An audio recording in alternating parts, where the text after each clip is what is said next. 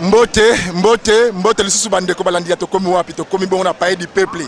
Tolakisa bino nini ekoleka awa mukolo mwalelo eza bongo mukolo oyo bakosala vote ya bureau définitif ya Assemblée nationale. Mais bandeko na biso bayi ya lamuka ya opposition balobi bakokota te bakosiege PT. Toye tolakisa bino nini ekoleka awa na Assemblée boza bene bokebi nyonso. Bakokota te élection awa ekoleka ndenge nini. Merci bona na bokebi nyonso ni ekoleka. Oui, merci bandeko balandi ya tokomo peut-être bisa kibino to ko vivre bino makambo e koleka awa na kati ya Assemblée nationale. To moni moko bayi ba député ya lamuka ya opposition. To tunaye makambo ni e koleka leka awa mbote honorable. Mbote ndeko. OK, bandeko balanda biso bako ba kombo ya honorable puis aza Elia wapi? Honorable Daniel Mba Usukisa, Elia Moamba na Kisasa. OK, honorable. Finalo ba beba na Moamba nyonso ba se reconnaître nanga. Ils ont nommé assez. Ah, papa, Nambulo yangala za nommé. Et puis na bitumbo ngala bundina za nommé. Et puis benga député à wapi? Ya lamuka. Donc est-ce que va nommer député à lamuka? Na bino bata lamuka boko sala soni de bino bona mambo le kakuna na Assemblée nationale. Boni boyoka ne baninga siège génétique à vide. Ya kese a Dieu mais bino bata lamuka moninga bino moka lekina sima kuna dotika candidature ndeko na ngai. To retira ki yango. Bozo restituer information ma bien à peuple congolais. Peuple congolais foyer bagetan akenda ina vote le 30 décembre 2018 akenda ko voter majorité na opposition. Pour na biso, tu veux que biso de toi majorité. Mais le roi élection le cas qui bon torozon asima majorité bimi ailleurs.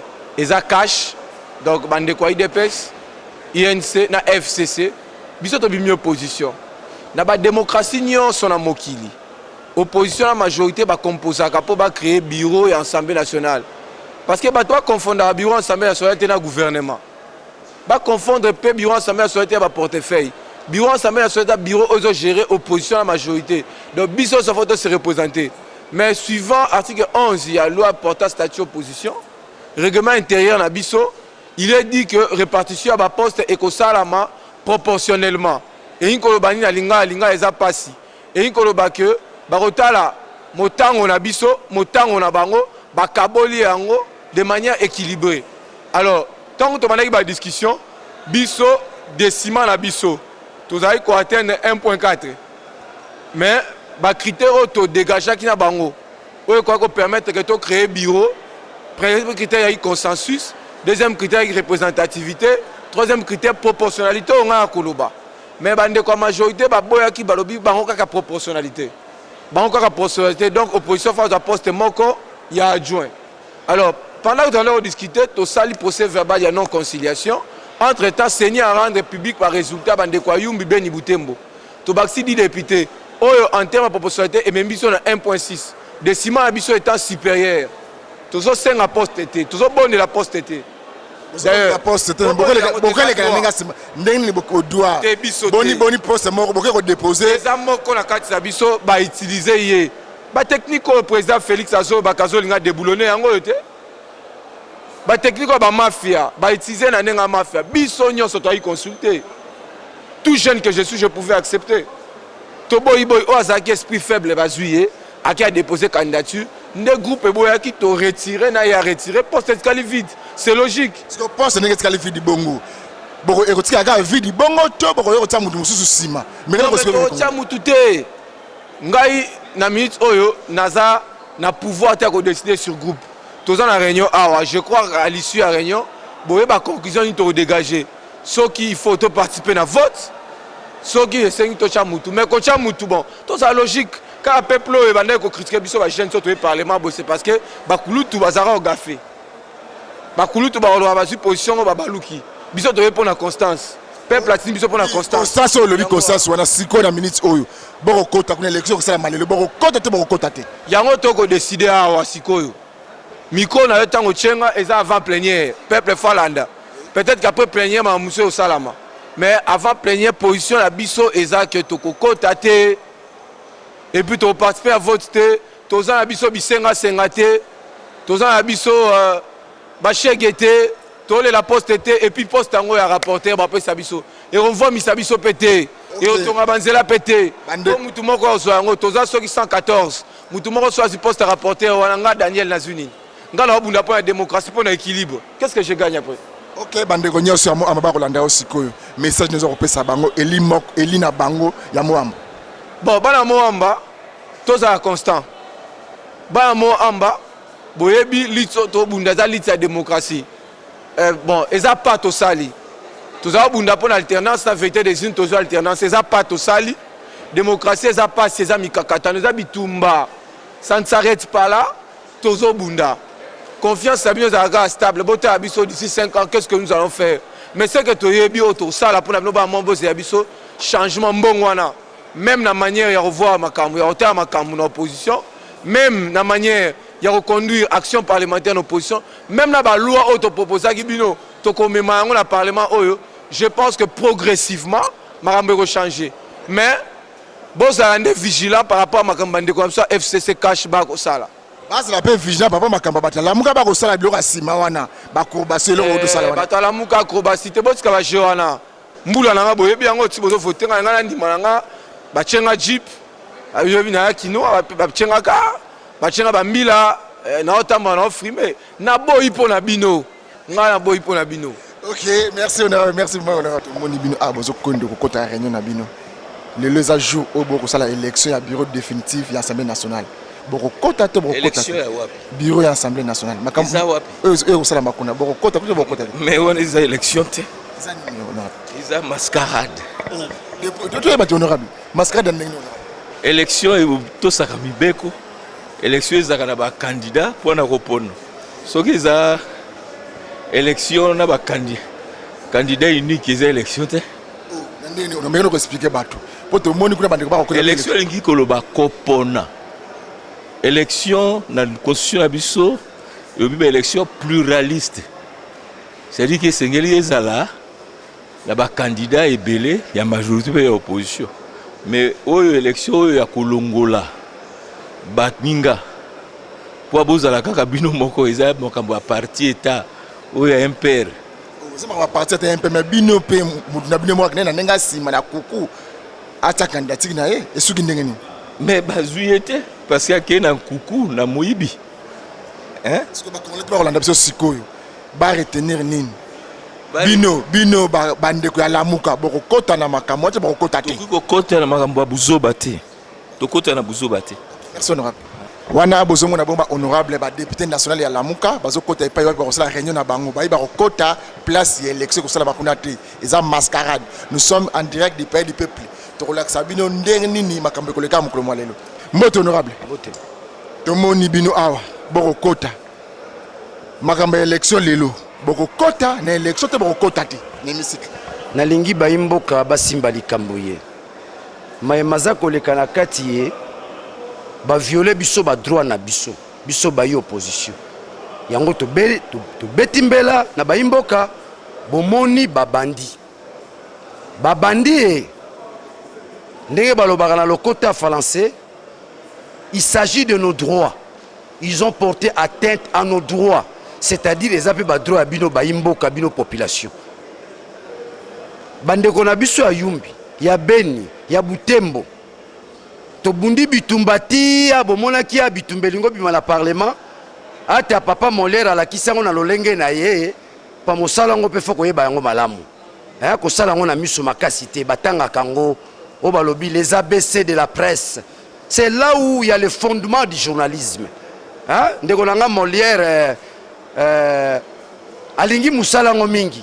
Mais aye baba ABC ya musala yango o babengi la déontologie. Na ndenge nini bino bombati kuna babundi bosale mabula ndenge na bino. Oui ndeko.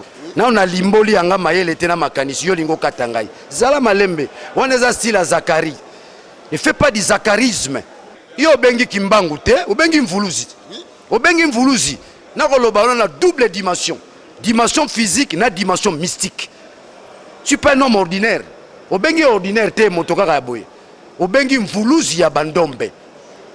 Ozola langa naza symbole ya lit na mboka ye. Obengi n'importe qui te. Obengi n'importe qui te. Mvuluzi. La 4e réincarnation de Kimbangu en tant que lutte, en tant que combat. Et ça bon. Donc Nathalie Sigara na leki kaka ngala linga ba polémique te. na esengi epete aleka répondre ngai na talisie kaka mosala yango tosala yango na ndenge ya bwanya pe mayele na bozongi na likambo bayimboka bakanga eza likambo ya droit ya opposition tango to valider bandeko na biso ya Yumbi ya Beni Butembo esiko tozalaki na pourcentage ya moke to mati to komi na 1,57% na biso ba etokendaka nzela kelasi na pesi bongo mbote na ya ngai baboti na biso ba totangaka Pythagore ya biso ba totangi Aristote ya biso ba totangi Protagoras Gorgias toyebi mathématique ba ko arrondir 57 wana et commis 2%. 1,57 et commis 2%. Bongo, ezali bongo na mobeko. Bongo, ezali bongo pe na mobeko ezo kamba biso na kati ya engumba ya parlement oto bengi Biblia na biso règlement d'ordre intérieur. Bango balobi te. Ata mobeko lobi bongo, tokopesa bino mwa likelele rapporteur adjoint. Bitumbezane esika wana te. Bayimboka bakanga malamu bitumbezane esika te biso tozwaka ba poste te bitumbezali na esika ya botosi mobeko likunji botosi mibeko ye biso moko tosali na kati ya ngumba parlement na nzela lokoso pamba te bango bazali bato na lokoso bakokanisa ete majorité akoniataka minorité o biso tozali opposition mais bakwei na mbeba bakwei na mbeba bayimboka bayeba bakwei na mbeba babengaka mbeba babengi une erreur administrative pamba te ezali bongo bureau provisoire l'approche administrative ezali likambo te bakosoumettre yango na nzela e banani baza majorité banani baza minorité ekomi makambo ya mayele likambo ya mboka ye ezalaka pe mingi likambo ya mayele pe ya bwanya okomona moto akotatola monoko autorité morale na biso alobi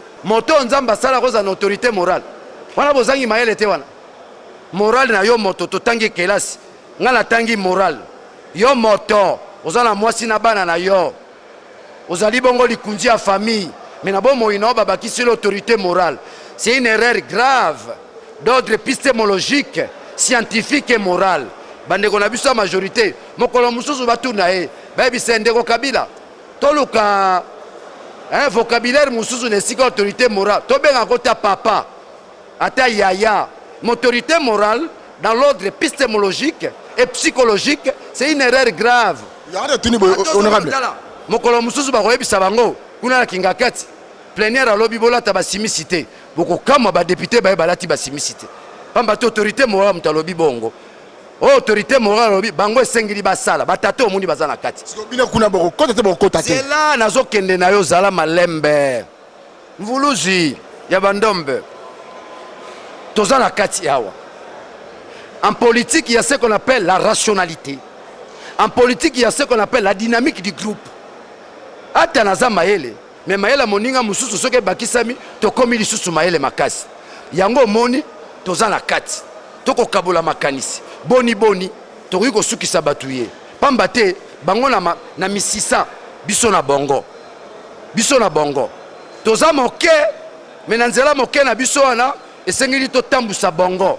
Oui, honorable, totambusa bongo eza bien yo national mamunga mokila monoko totambusa bongo yo yebite ki na nzela betando ikie na masolo uti kobetema moninga na bino moko député national lamuka akende na ndenga sima a déposer pe candidature na bonne uniforme na place ya rapporteur adjoint oyebi yango te honorable na yebi yango lelo yo consommer yango te car ozomona wa bandeko c'est là comme bangana tala moto mususu soka kweya déjà na lisumu tika na lisumu na moto mususu tango ko lobela opesi moi ne bana kini baloba ko pesi valeur ozona nanga ngaza mvuluzi moto akosala likambo boza bino nyonso yake na cesse ayi moto na libumu te ayi moto na libumu alingi libumu atonda ali andakala ali ngombe supu mikolo ba komi kolia supu ngando supu ya ngando alia mais biso to ya pona supu te to salela bongo tokotala soki tokokota te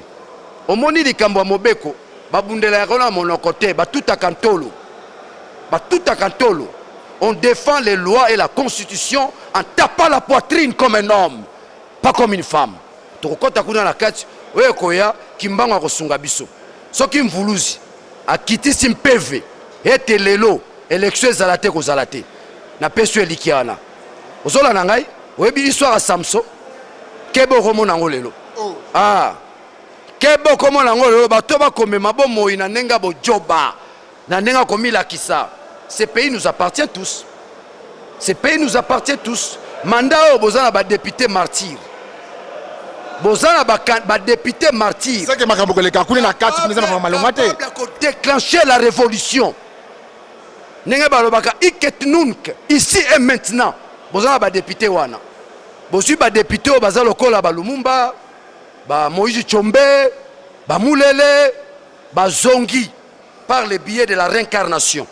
Bazalaka C13 Tshisekedi wa Mulumba batelemisaka Mobutu biso pe lokola lelo soki ba meki okomona histoire ya Samson okomona bako zomtu na liboko ba bambie na mabele pamba te on ne porte pas atteinte na ba droit ya bato mingi biso ba député tozana pona ko défendre bongo ngai moto na senge na telema na défendre bakomi ko kwaya ngai droit na osala nini yango na yebisio zela tozana kati na bakulutu na biso toko chama kanisi mais toyena babisimbi na biso soki basakani lelo okomona élection ko sala mate misusu bako kangama na maboko na kati kuna kakika Congo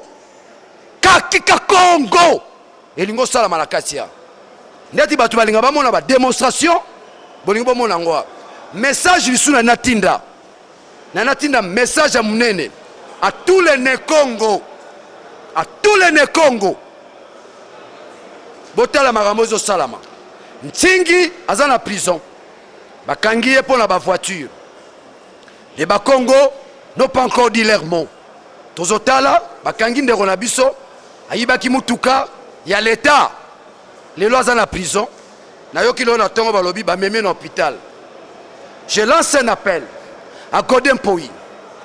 Félicitations, état de droit, au Kangin Tsingi, Tozo Zelayo, Kanga Kimbuta. Si tu ne le fais pas, monsieur, consomme tout n'impangiandi. Oui, merci Mingi Bandeko Balandia de Komoa, plutôt que bon honorable.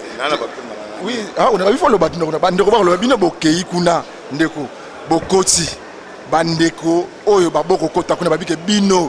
Bozina soupe na munoko ndeko élection ça ba kuneza bien té les autres démocratiques té bino bobundi mingi na état de droit ya mboka oyo honorable boni boko ko sangana na makambo eza elongo bante peuple ko sepela te kuna ce que moni lenga démocratie c'est que mutako ane biloba lobanae liberté to bundela ya ngwana je crois que bandeko o babimaki eza droit na bango babima bangomoko va se faire piéger dans la négociation dans la kendaki. Vous comprenez? Baebaki très bien que bandeko ya Beni Butembo na yumpi nan basalaki ba élection te. Pourquoi bagena ko signer PV de non conciliation? Parce que maman na likambu yango wana. Ba signer PV de non conciliation. Or bakokai ko lobake avant tokabola tozela tota nanu bandeko bako uta kuna tokozwa ba député boni poto baneni na ko équilibrer bango ba sepeli na mamba signer PV de non conciliation balobi to ya na plénière à Katalikam. Vous comprenez? Donc sur le plan de la forme je crois que Bazaki est un peu distrait. Bon mais oui peut que démocratie dans la réalité non. Les en réalité non. Donc tant beaucoup la plénière que majorité a décidé autrement, vous voulez qu'on fasse quoi? C'est ça le problème. Ok, bango ce va les baroko tate. Bine boko la vote bino moko. Eza esengo na peuple mon abino totinde.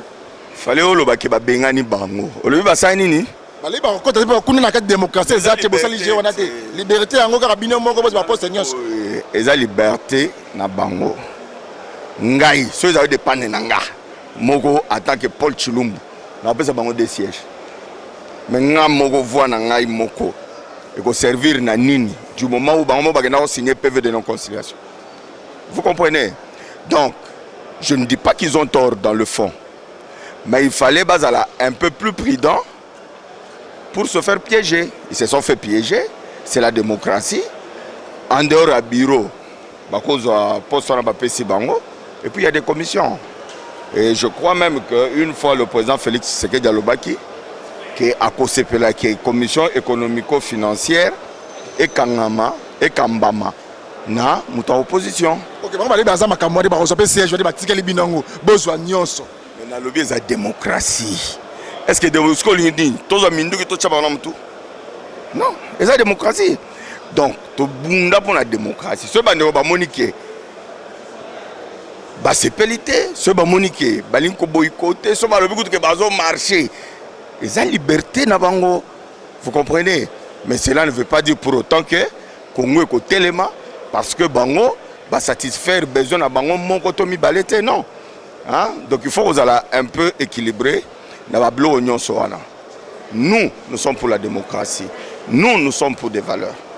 Et je crois que même le président de la République a insisté dans l'Ikamouana Mingi.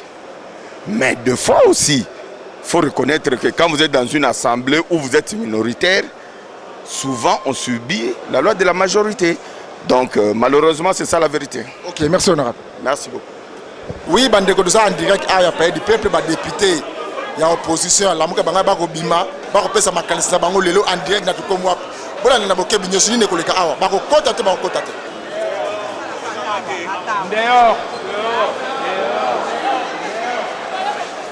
Déclaration des députés nationaux de l'opposition.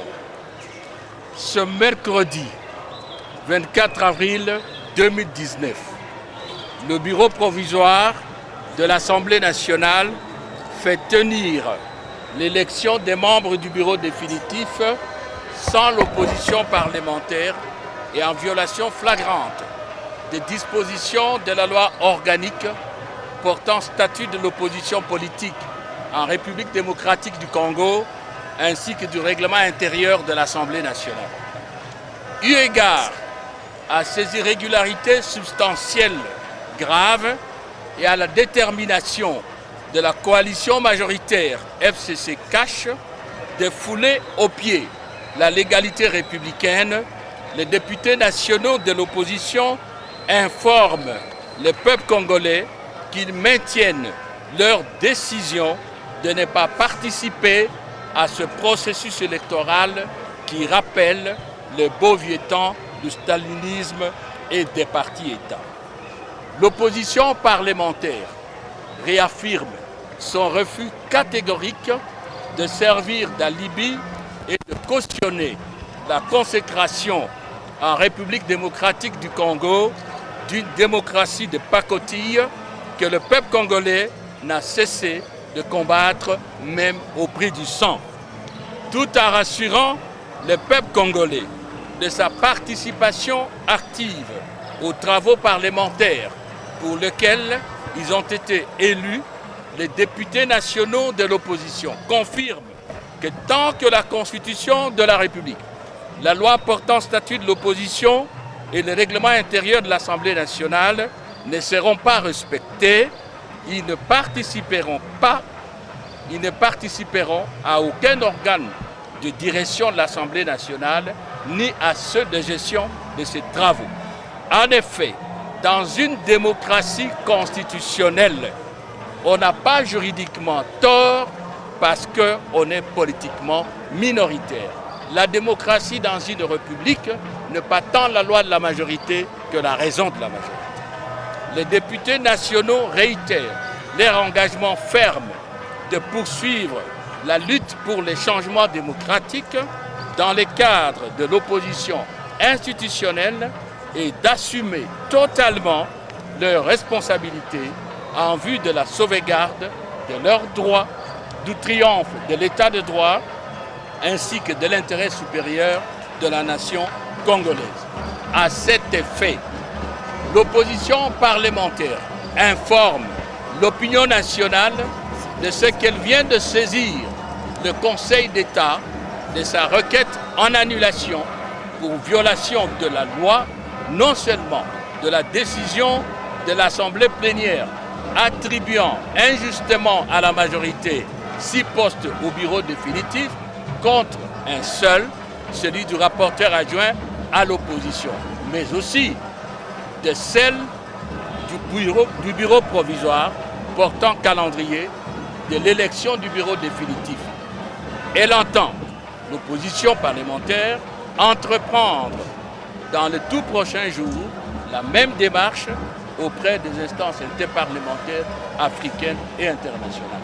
Fait à Kinshasa le 28 avril 2019. Je vous remercie.